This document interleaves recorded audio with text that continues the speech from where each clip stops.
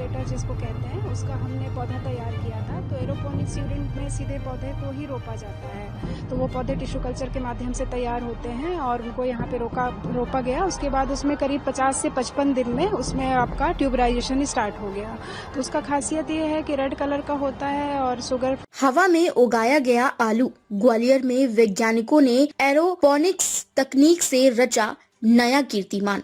ग्वालियर स्थित राजमाता Vijayraje Scindia agriculture university के वैज्ञानिकों ने खेती के क्षेत्र में एक नई उपलब्धि हासिल की है। विश्वविद्यालय ने एरोपोनिक्स तकनीक के माध्यम से हवा में आलू उगाने की सफल तकनीक विकसित की है, जो पारंपरिक खेती से बिल्कुल अलग है। जैव प्रौद्योगिकी विभाग की वैज्ञानिक डॉक्टर सुषमा तिवारी ने बताया कि इस तकनीक में टिश्यू कल्चर के जरिए तैयार किए गए पौधों को सीधे एरोपोनिक्स इकाई में लगाया जाता है। मिट्टी के बिना उगाए गए इन पौधों में करीब 50 से 55 दिनों के भीतर ट्यूबराइजेशन की प्रक्रिया शुरू हो जाती है। उन्होंने बताया कि इस तकनीक से तैयार आलू की खास पहचान उसका लाल रंग है। ये शुगर फ्री होते हैं और इसमें स्टार्च की मात्रा भी काफी कम पाई जाती है, जिससे ये स्वास्थ्य के लिहाज से अधिक लाभकारी है। डॉक्टर तिवारी के अनुसार यूनिवर्सिटी में अब तक आलू के करीब 20 किस्मों के पौधे तैयार किए जा चुके हैं। इनमें उन किस्मों को प्राथमिकता दी गई है जिनकी बाजार में मांग अधिक है, जो पोषण की दृष्टि से बेहतर मानी जाती हैं। वैज्ञानिकों का मानना है कि एरोपोनिक्स तकनीक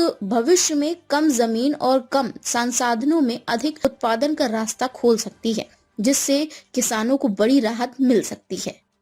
ये हम लोगों ने यहाँ पे टिश्यू कल्चर के थ्रू LR या लेडी रोजेटा जिसको कहते हैं, उसका हमने पौधा तैयार किया था। तो एरोपोनिक्स यूनिट में सीधे पौधे को ही रोपा जाता है।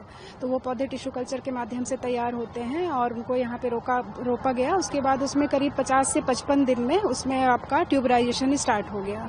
तो उसका खासियत ये है कि रेड कलर का होता है और शुगर फ्री है और उसमें स्टार्च का लेवल कम है, तो इसलिए हेल्थ के लिए बहुत बेनिफिशियल है।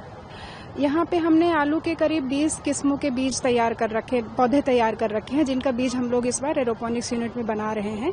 लेकिन ज्यादा मात्रा में वो वैरायटी लगाई गई है जिनका डिमांड ज्यादा है, जिनका हेल्थ बेनिफिट अच्छा है, जैसे कुफरी उदय, कुफरी बहार, तो उसका ज्यादा मात्रा में पौधा लगाया गया है।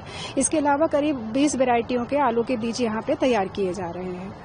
नीदरलैंड की ही LR किस्म जिसके बारे में हम लोग बात कर रहे थे, तो वो है। तो उसका फायदा ये है कि वो वैरायटी शुगर फ्री है, तो इसलिए डायबिटीज के लोग भी वो आलू खा सकते हैं। और साथ में उसमें स्टार्च कंटेंट कम है, एंटीऑक्सीडेंट की मात्रा ज्यादा है, तो रोग प्रतिरोधक क्षमता भी उसमें ज्यादा होती है।